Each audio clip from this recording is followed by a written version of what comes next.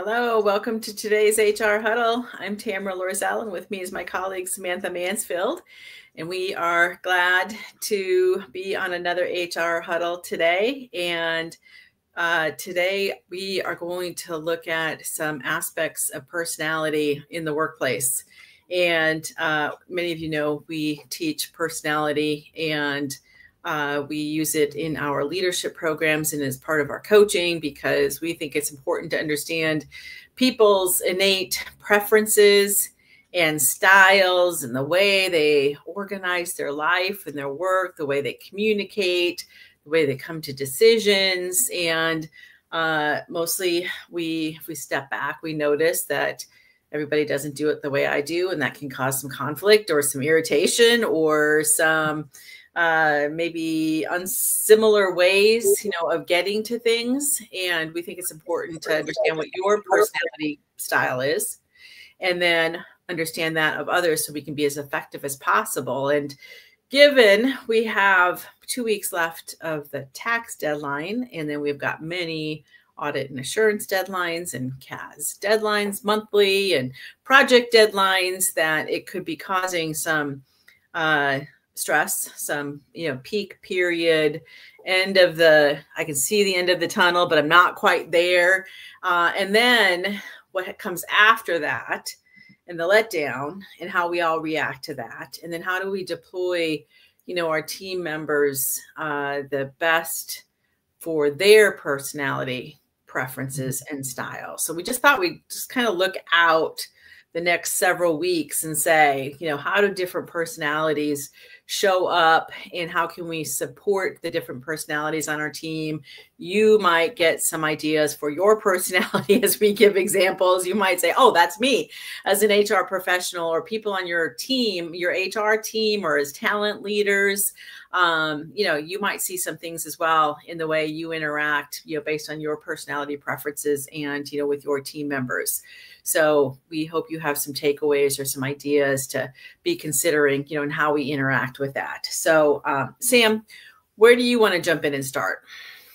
Well, I think we could talk about these next 2 weeks, because in that time, like you said, we've got different innate preferences, which impacts the way we prefer to work.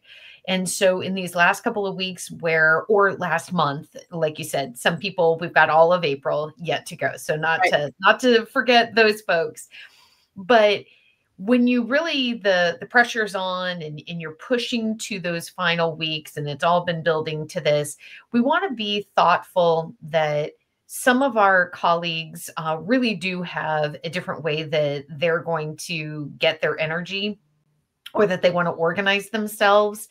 And let's be careful that we're not trying to push people to do it our way. And so one thing to keep in mind is just that simple introvert extrovert personality type.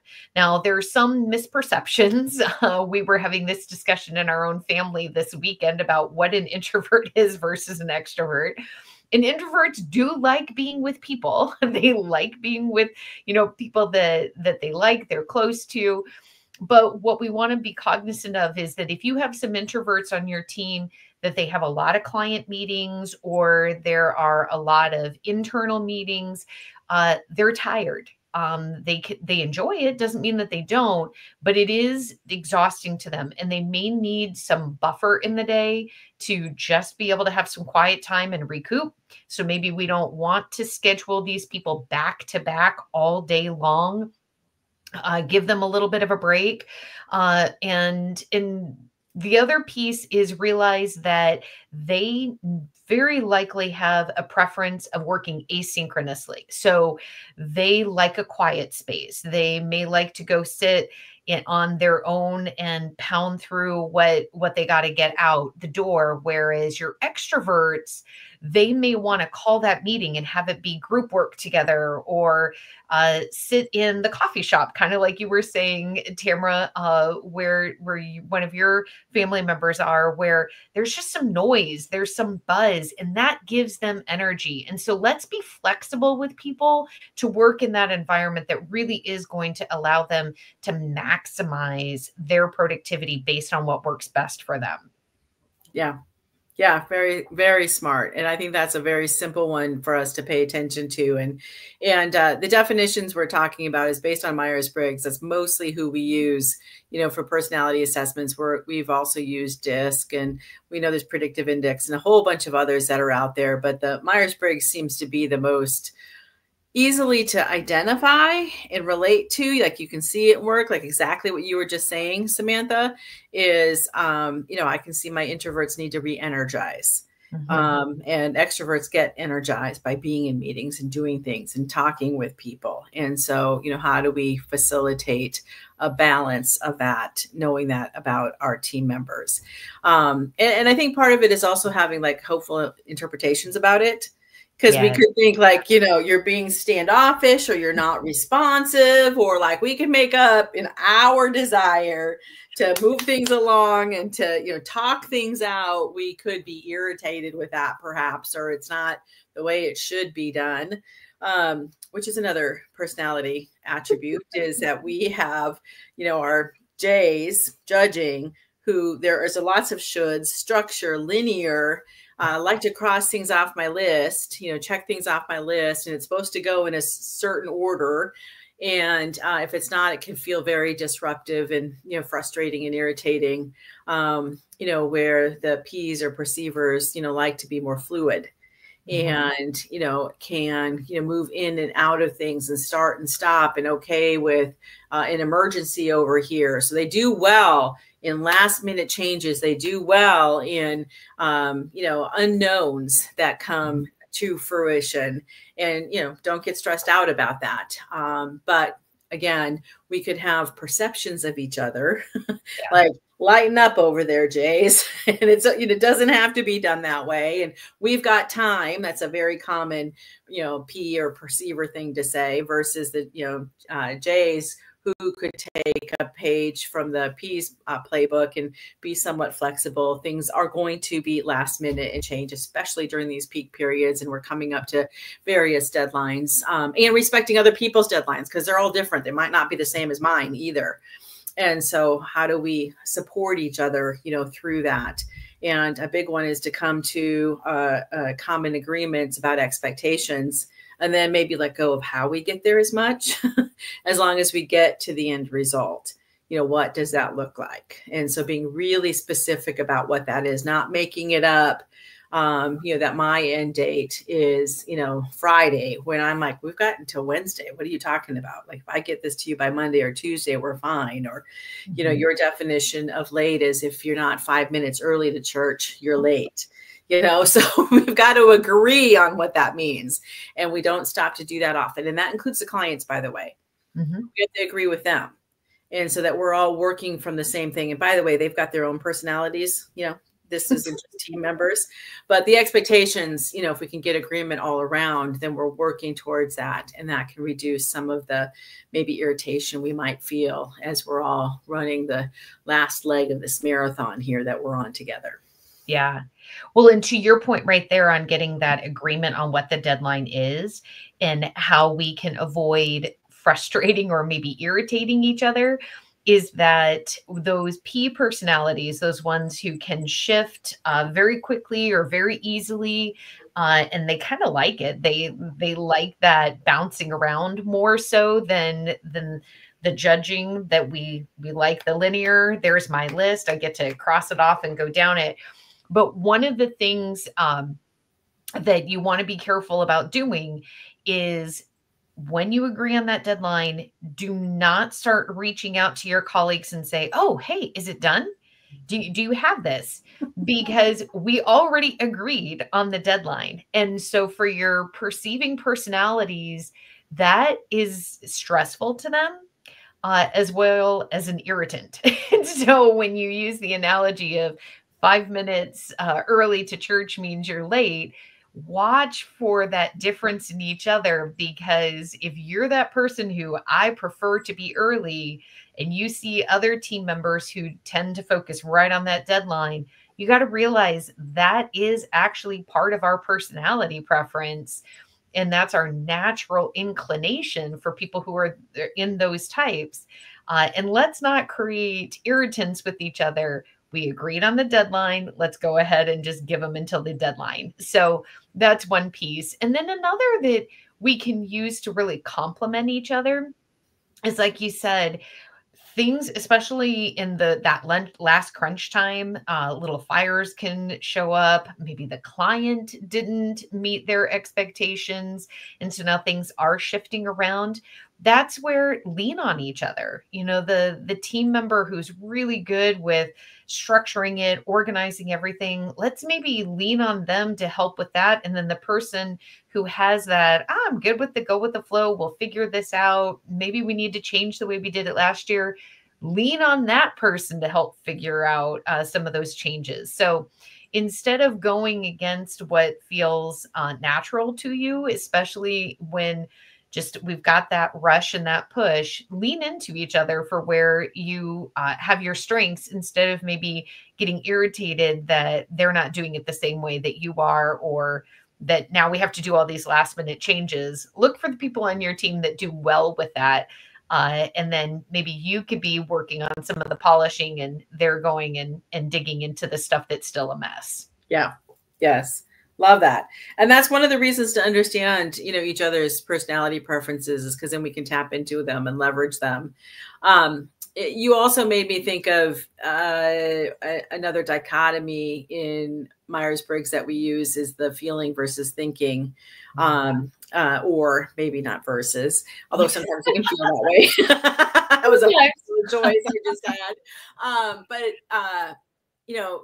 feelers are all about harmony and people and values, and that appreciated, and yes, yeah.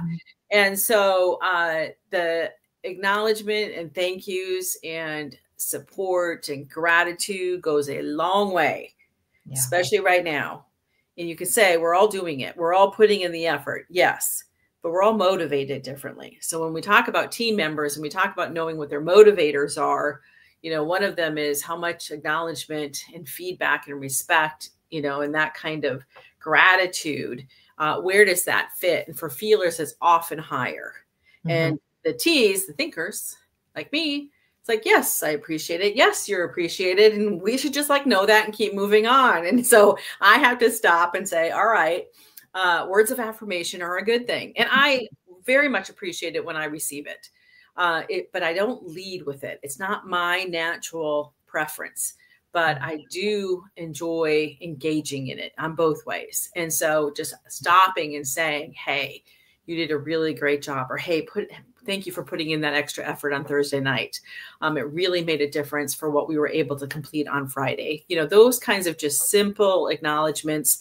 You could do a handwritten acknowledgement maybe at the end of your season, whenever that is here this spring, not the end of the year. Don't wait that long, at the end of the spring season here. And, just really engage in it. But again, I think, T's appreciate being on the receiving end. So I'm not just saying do it for the people that you kind of suspect might be F's, or if you've done Myers-Briggs and they are. This time of year, that gratitude, I think, is really, really important. Absolutely. And then this also carries over, especially for you leaders, that when this is all said and done, you guys really deserve a break. There's a need for a breather and step away. And so what you might be observing is some of your J's, going back to those for just a moment, is they are probably already scheduling, if not did it back in January, the time off that they want to have once the deadlines are passed. And so what you want to be thoughtful of is for the people that haven't done that already. And in our coaching, I've run into this a few times, where those perceiving personalities, that they don't schedule as diligently as a J, as a judging personality. And so we get to post peak season, and now they want to go take their time off, and they're sitting there saying, well, gosh, everybody else already took Friday off, so I can't take Friday off because somebody has to stay here to keep the office open. And suddenly it starts feeling like, well, I got the short end of the stick, when in actuality it was they didn't do the planning. like others did. So this is where we can support these folks as leaders. If you have not seen them put in a request or block their calendar for time, go, put that little bug in their ear and say, when are you going to do that? Let's get that on your calendar. Let's make sure we schedule it so that some prime time that you want, you're going to be able to take out, and other people will also be able to be back here in the office. And it's a way that you can really show that you're seeing somebody. Right. And supporting them. Because like I said, it's not that they're not thinking about it. It's just not the way that they go about scheduling it. Because especially when it comes to their time off, that's their complete go with the flow time. So now scheduling my go with the flow time seems very contradictory. Right. So you can really support them with that. Yeah, that's good. And then I think the follow-up activity that we do in the spring, and there's several, and I'm just going to list a couple, and then, Sam, you might have some to add, but, we often do kind of a postmortem or a review of how did tax season go, or how are those audit engagements, and what could we do to improve? Extroverts can be more extreme, what's the word I'm thinking of? Yeah, yes. And more off the cuff. Mm-hmm. Right. And introverts want to plan for it. Yeah. They want to process it. They want to think about it. So giving people time, knowing what the questions are, they have feedback. They want to give feedback. And if we can give them the ability to process it and think about it in advance, makes a difference. That's for any meeting, by the way. The more we can say, at least here's what the topics are. But if there's anything to prepare or read in advance, great. Because they can digest it, and then they'll be more engaged in the meeting itself. But, I know that's one that we do. We're also start performance evaluation season. And so planning for those and being able to fill out the reviews in advance and then have a discussion about it, I think goes a long way. I think the F's and T's, the feeling and thinkers, in the performance review conversations come into play also, because the T's are going to be more matter of fact, objective. This is the right thing to do. The feelers are going to be more, what about the person and how is this going to impact them, or how's it going to impact the rest of the team? We have to listen to both sides. And I think that's one really key, thing to think about. When you think about teamwork, when we think about collaboration, that's like obvious, like we need to listen to each other. But if we think about it from a personality perspective, and I listen from other people's viewpoints based on what their natural preferences are, I have different insights. Mm-hmm. And so I think coming to some of those meetings and listening is important as you start to prepare for those. And then how we line up the rest of their work over the summer. Mm-hmm. And get it scheduled.